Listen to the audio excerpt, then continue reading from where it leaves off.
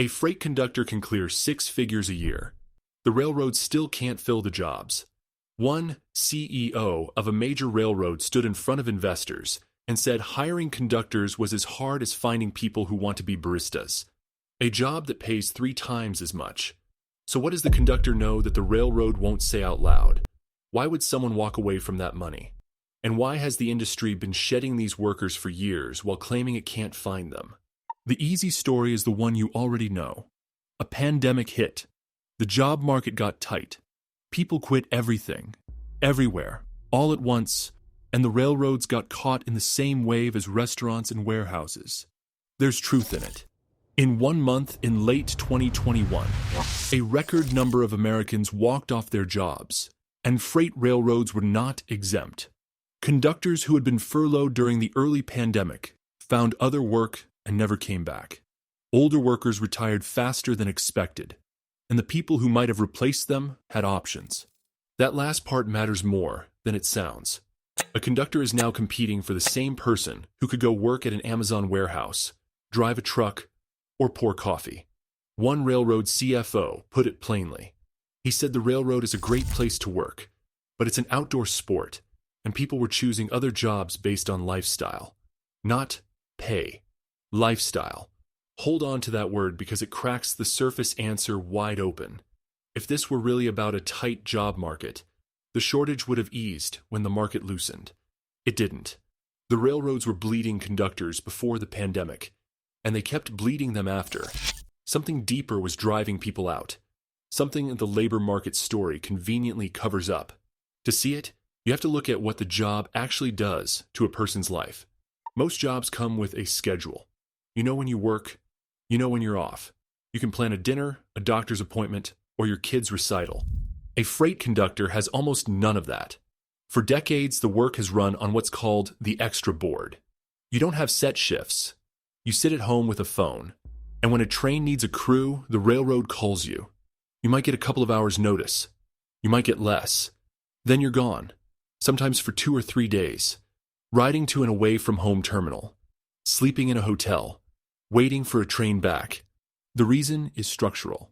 Freight trains, on most of the network, don't run on fixed departure times the way passenger trains do. The railroad often waits until a train has enough cargo to be worth moving, then calls in the crew. So the crew's life bends around the freight, not the clock. Now layer on how the railroads police attendance. To keep crews available on demand, several of the big railroads built points-based attendance systems. You start with a balance of points. Take a day off at the wrong time, miss a call, attend a family event on a high-demand day, and points come off. Run out, and you face discipline or termination. Workers described being unable to take a day for a doctor's visit or a funeral without risking their job. One of these systems was so harsh that workers and reporters alike singled it out as among the most punishing attendance policies in the industry. Picture what that means in practice. You are well paid. You are also on a leash that never fully comes off. You cannot reliably promise your family you'll be there for anything. And until very recently, many of these workers had no guaranteed paid sick days at all. You could be sick and still lose points for not showing up. That's not a job problem. That's a life problem. And it raises the obvious question. Why would any company run a railroad this way, knowing it drives people out the door? The answer isn't an accident. It's a strategy with a name. The strategy is called Precision Scheduled Railroading, or PSR, and it has reshaped nearly every major freight railroad in North America. The idea came from a railroad executive named Hunter Harrison in the 1990s. Strip the system down, run longer trains, run them on tighter, simpler routing. Stop waiting around to assemble cars in big yards and instead keep freight moving point to point. Do more with less, and do it on a schedule the railroad controls instead of one the customer dictates. On a spreadsheet, it's elegant. PSR pushed down the operating ratio, the number Wall Street watches to judge how lean a railroad runs, and it helped drive record profits. Investors loved it. But the phrase doing more with less has a second half nobody puts on the slide. The less is people. Over roughly 6 years, the major U.S. freight railroads cut close to a third of their workforce. A federal watchdog later confirmed what the model meant in plain terms: fewer staff, longer trains, more work concentrated on the people who remained. Here's where the math lands on the crew. When you cut a third of the workforce but still need trains covered at unpredictable hours, the people left over have to absorb the gap. There's less slack in the system, so every crew member becomes harder to spare. That's exactly why the attendance rules tightened. The railroad ran itself so lean that it couldn't afford for any single conductor to be unavailable, so it built systems to make sure they rarely were.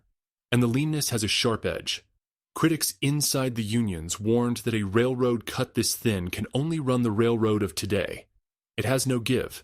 When volume surges or a winter storm tangles the network, there's no reserve of people to call on because the reserve was the thing that got cut.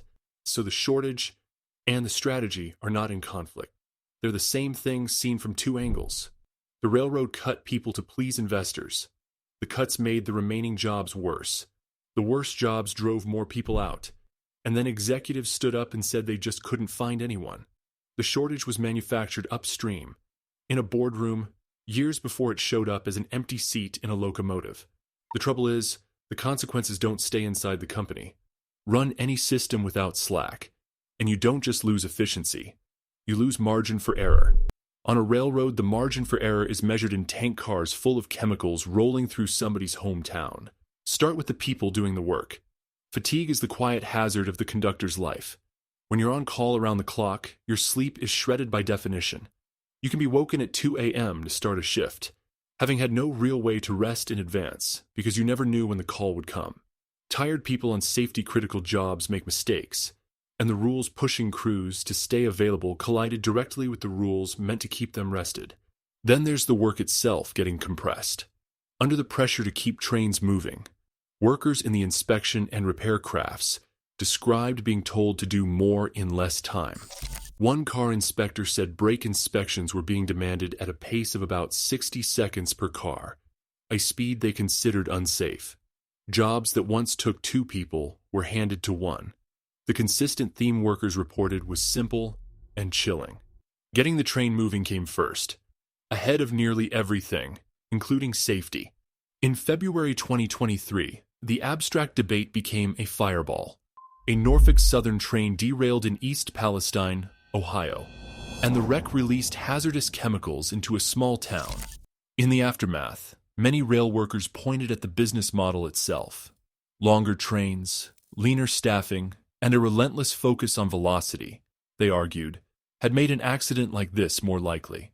The investigation found specific causes, but the derailment forced a national conversation about whether running railroads this lean was quietly shifting risk onto the towns the tracks run through. That's the part the operating ratio never showed. The cost of cutting that deep didn't disappear. It moved. Onto the crews who can't sleep, onto the inspectors given a minute per car, and onto the people who live 100 feet from the rail line and never agreed to any of it. Which leads to the most unsettling part of all. Faced with a job so hard to fill, the railroad's answer isn't to make it better. It's to make it disappear. The locomotive cab has been emptying out for a long time. As recently as the 1980s, a single train might carry 5 people. An engineer, a conductor, 2 brakemen, sometimes a trainee. Automation and rule changes erased most of those roles until 2 were left. The engineer, who drives, and the conductor, who handles everything else. The paperwork, the problems, the work on the ground, and the second set of eyes that keeps the engineer honest on a long night. The railroads have spent years trying to cut that number to 1. With modern braking and control systems, they argue, a single qualified person can run the train, while a conductor in a truck covers a whole territory from the ground, driving out only when something goes wrong. They've floated pilot programs that rebrand the conductor as an expediter. The unions have fought it hard, arguing a lone operator is more dangerous, that the conductor is a working crew member and a first responder, not a spare part. For now, the conductors have a wall to stand behind. In 2024, federal regulators finalized a rule requiring most freight trains to keep at least 2 crew members. Out of more than 13,000 public comments, only about 60 opposed it. But the rule is full of exceptions and carve-outs. And almost immediately after it landed, major railroads moved ahead with their ground-based conductor pilots anyway. The fight didn't end. It just moved to the next room. So step back and look at the whole shape of it. The railroads built a model that made the conductor's job punishing. The punishment drove people out. The exodus became a shortage the companies called impossible to solve. And their proposed solution to a job nobody wants is not to fix the job. It's to engineer it out of the locomotive entirely. The conductor is the person who has, for a century, been the human judgment, riding along with thousands of tons of freight. The reason nobody wants the job anymore isn't a mystery the railroads can't crack. It's a result they designed. And the next time 1.5 miles of tank cars rolls through your town in the dark, the real question isn't whether anyone wants to be the person watching over it. It's whether anyone will be there at all.